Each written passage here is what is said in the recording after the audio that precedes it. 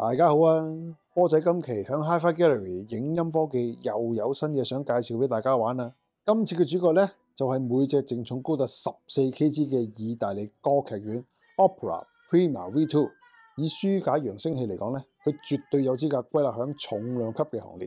聲箱鋪咗瓦黑色嘅人造皮，襯托呢啡色木紋或者水泥灰色調嘅左右側板，塑造另一番截然不同嘅視覺效果。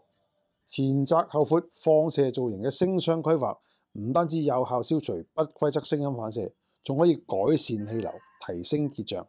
聲箱內部仲加入咗圓柱形嘅強化支柱，將諧振共鳴點推至工作頻率以外嘅水平。